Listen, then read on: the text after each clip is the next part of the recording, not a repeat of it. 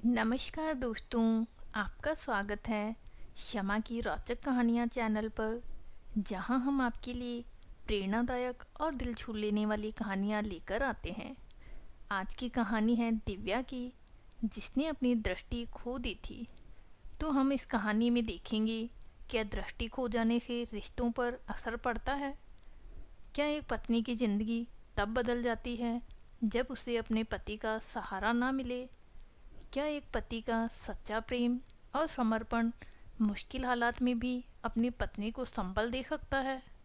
तो चलिए सुनते हैं आज की कहानी। बस के यात्रियों ने सहानुभूति के साथ देखा जब एक आकर्षक युवा महिला ने सफ़ेद छड़ी के साथ सावधानी पूर्वक सीढ़ियाँ चढ़ी। उसने ड्राइवर को किराया दिया और अपनी सीट की तलाश करते हुए आगे बढ़ी और उस सीट पर बैठ गई जो ड्राइवर ने उसे खाली बताई थी। अपना ब्रीफ केस अपनी गोद में रखा और अपनी छड़ी अपनी टांग के सहारे टिका दी। दिव्या 34 साल की थी और उसे दृष्टिहीन हुए 1 साल हो चुका था। एक मेडिकल गलती के कारण वह दृष्टिहीन हो गई थी और अचानक वह अंधकार, गुस्से, हताशा और आत्मदया की दुनिया में फेंक दी गई थी। कभी एक बेहद आत्मनिर्भर महिला, दिव्या अब एक भयानक मोड़ की वजह से खुद को दूसरों पर निर्भर, कमज़ोर और बेबस महसूस कर रही थी। यह मेरे साथ कैसे हो सकता है, वह कहती। उसका दिल गुस्से और निराशा से भरा हुआ था।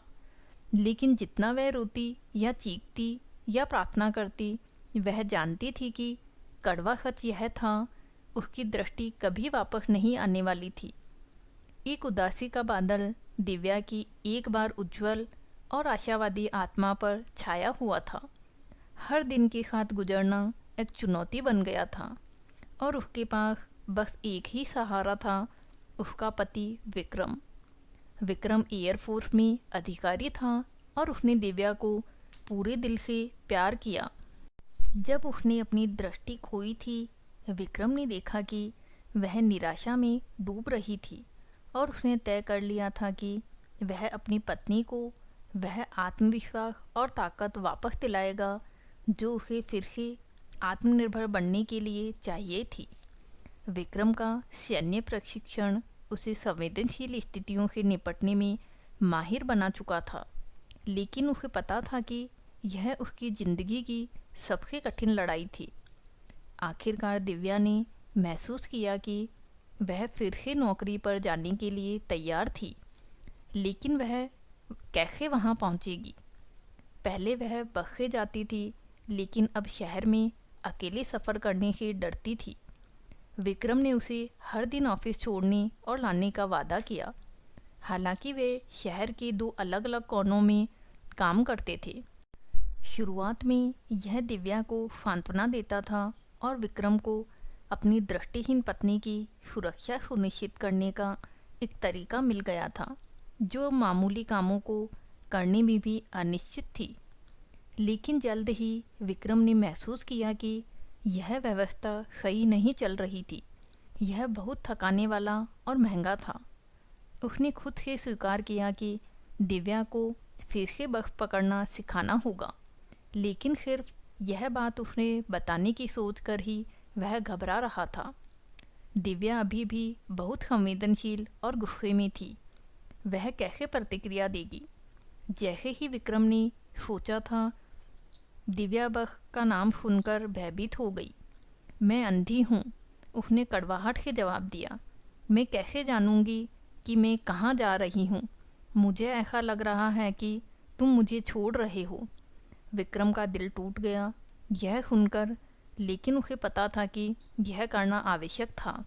उसने दिव्या से वादा किया कि हर सुबह और शाम वह उसके साथ बस में यात्रा करेगा, जब तक कि उसे उसका अभ्यास न हो जाए।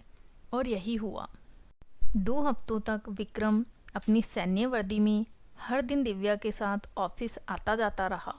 उसने उसे अपनी दूसरी इंद्रियों पर, खासकर उसकी सुनने की क्षमता पर भरोसा करना सिखाया, ताकि वह अपने नए वातावरण में ढल सके।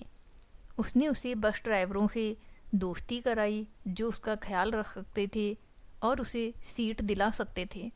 उसने उसे हंसाया उन दिनों में भी जब वह बस से उतरते समय ठोकर खा जाती या अपना ब्रीफकेस गिरा देती। हर सुबह वे साथ सफ़र करते और फिर विक्रम अपने ऑफिस के लिए टैक्सी ले लेता। हालांकि यह व्यवस्था पहले से भी ज़्यादा महंगी और थकाऊ थी। विक्रम जानता था कि यह सिर्फ कुछ समय की बात थी, जब तक कि दिव्या अकेले बस सफ़र करने के लायक ना हो जाए। उसे विश्वास था कि उस दिव्या पर, जो उसकी दृष्टिहीनता से पहले थी, जो किसी चुनौती से नहीं डरती थी और जो कभी हार नहीं मानती थी। आखिरकार दिव्या ने तय किया कि वह अकेले सफ़र करने के लिए तैयार थी। सोमवार की सुबह आई और जाने से पहले उसने विक्रम को गले लगाया, जो उसका अस्थायी बस यात्रा साथी, उसका पति और उसका सबसे अच्छा दोस्त। उसके आंसुओं में कृतज्ञता झलक रही थी, उसकी वफादारी, उसकी धैर्यता और उसके प्यार के लिए। उसने अलविदा कहा और पहली बार वे अलग अलग रास्तों पर चल दिए। सोमवार, मंगलवार, बुधवार, गुरुवार, हर दिन अकेले सफ़र का अनुभव शानदार रहा और दिव्या ने पहले से बेहतर महसूस किया। वह यह कह रही थी, वह अकेले ऑफिस जा रही थी। शुक्रवार की सुबह दिव्या ने हमेशा की तरह बस पकड़ी। जब वह बस से उतरने के लिए किराया चुका रही थी तो ड्राइवर ने कहा, भाई मुझे आपसे ईर्ष्या होती है। दिव्या को यकीन नहीं था कि ड्राइवर उससे ही बोल रहा था या नहीं। आखिरकार कौन एक अंधी महिला से ईर्ष्या करेगा जो पिछले साल हिम्मत जुटाने के लिए जूझ रही थी। जिज्ञासा में उसने ड्राइवर से पूछा, आप ऐसा क्यों कह रहे हैं कि आपको मुझसे ईर्ष्या होती है? ड्राइवर ने जवाब दिया, आपको बहुत अच्छा महसूस होता होगा कि आप इतने सुरक्षित हैं और आपकी इतनी देखभाल की जाती है। दिव्या को पता नहीं था कि ड्राइवर क्या कह रहा है। उसने फिर से पूछा, आपका मतलब क्या है? ड्राइवर ने जवाब दिया, आप जानती हैं, पिछले हफ्ते से हर सुबह एक शानदार वर्दीधारी सज्जन कोने पर खड़े रहते हैं, यह देखने के लिए कि आप सुरक्षित सड़क पार करें और आपके ऑफिस की इमारत में प्रवेश करें। फिर वह आपको एक किक उड़ाकर सलूट करके चला जाता है। आप बहुत भाग्यशाली हैं। दिव्या की आंखों से खुशी के आंसू बह निकले। भले ही वह उसे शारीरिक रूप से देख नहीं सकती थी, उसने हमेशा विक्रम की उपस्थिति महसूस की थी। वह भाग्यशाली थी, बहुत भाग्यशाली, क्योंकि विक्रम ने उसे वह तोहफा दिया था जो दृष्टि से भी ज़्यादा शक्तिशाली था। एक ऐसा तोहफा जिसे देखने के लिए आँखों की ज़रूरत नहीं थी। वह तोहफा जो अंधकार में भी रोशनी ला सकता था, प्रेम। तो दोस्तों, जीवन में अगर हमारे पास अपनों का साथ है तो हर अंधेरा भी रोशन हो सकता है। आत्मनिर्भरता और आत्मविश्वास ही हमारे सच्चे साथी हैं। सच्चा प्यार वह है जो हर मुश्किल घड़ी में हमारा साथ दे।